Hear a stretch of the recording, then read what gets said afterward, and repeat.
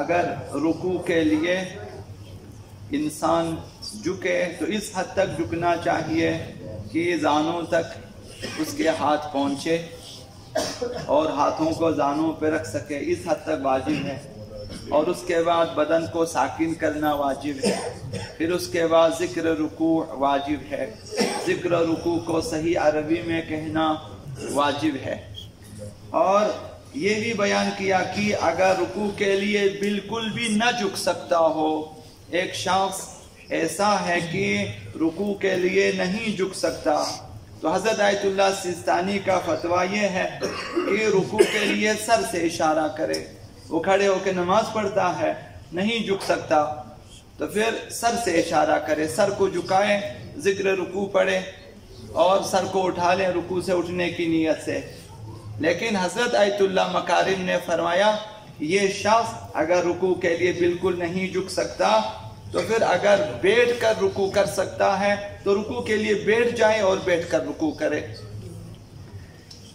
آج کا مسئلہ یہ ہے کہ حضرت آیت اللہ سیستانی نے فرمایا کہ جسے رکوع کے لیے سر سے اشارہ کرنا چاہیے، جیسا کہ ابھی عرض کیا، تو اگر وہ سر سے اشارہ کرنے پر قادر نہ ہو، سر سے بھی اشارہ نہیں کر سکتا ہو،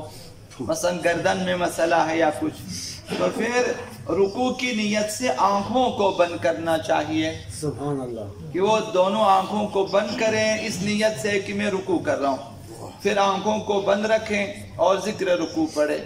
پھر رکوع سے اٹھنے کی نیت سے دونوں آنکھوں کو کھول دیں، یہ حکم ہے۔ اور اگر یہ بھی ممکن نہ ہو آنکھوں کو بند کرنا اور کھولنا رکوع کی نیت سے،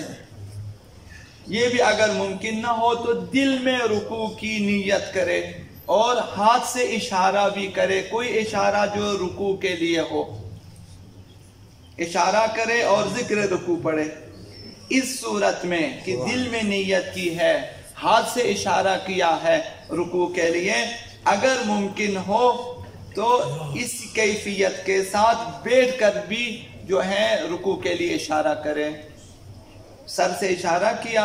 اوپر اشارہ نہ کر سکا، دل میں نیت کیا رکوع کی نیت سے، ہاتھوں سے اشارہ کیا، اب اگر ممکن ہو تو بیٹھ کر بھی جو ہے اشارہ کرے رکوع کے لیے۔ آغا امام باقر علیہ السلام نے ارشاد فرمایا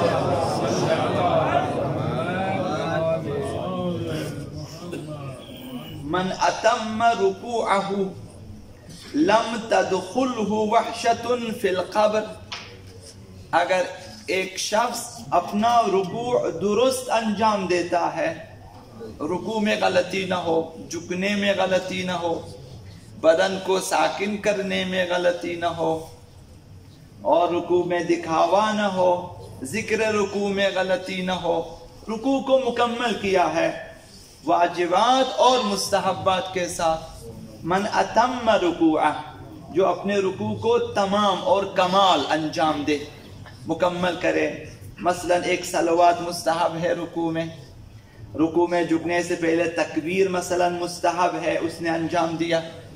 اور اسی طرح ذکر رکوع کا تکرار مستحب ہے، 3 بار 5 بار 7 بار 9 بار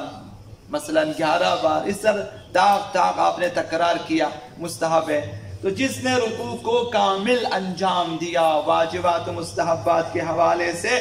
پانچواں امام نے فرمایا قبر میں وحشت نہیں ہوگی اس کے، مرنے کے بعد قبر میں وحشت نہیں ہے، ظلمت نہیں ہے، خوف نہیں ہے، یہ رکوع کی برکت ہے۔ تو رکوع کو درست انجام دیں۔ 24 گھنٹے ہمارے پاس ہیں، کھانے کے لیے، پینے کے لیے، سونے کے لیے، لہو و لعب کے لیے بھی۔ اب رکوع جب کرنا ہے تو اس میں کتنی دیر لگتی ہے کہ انسان اس میں بھی جلد بازی سے کام لے، اسے کامل انجام دے۔ یوں تصور کریں کہ یہ آخری رکوع ہو سکتی ہے، آخری نماز ہو سکتی ہے، تو لہٰذا یہ سوچ کر ایک صلوات بھی پڑھیں،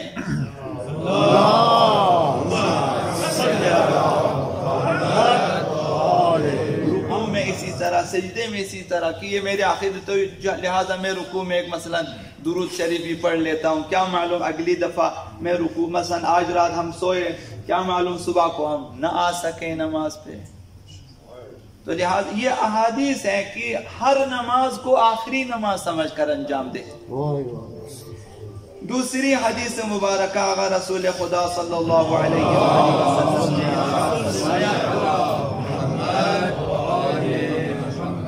لا صلاة لمن لا يتم رکوعها وسجودها.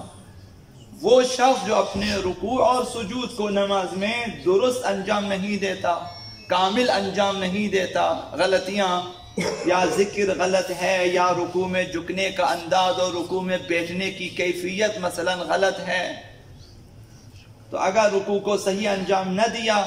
یا سجدوں کو درست انجام نہ دیا، فرمایا اس کی نماز گویا نماز ہی نہیں ہے. ایک عمر ہم نماز انجام دیں اور ایسا نہ ہو کہ عالم برزخ میں اور میدان حشر میں جا کر پتہ چلے کہ کوئی نماز پڑھی ہی نہیں ہے ہم نے، نامۂ اعمال خالی ہیں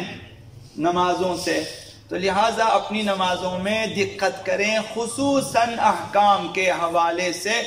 اولاً دوماً مستحبات کے حوالے سے اہمیت دیں. مستحبات کو بعد میں رکھیں، پہلے احکام، مسائل، شرائط نماز انہیں درست انجام دیں.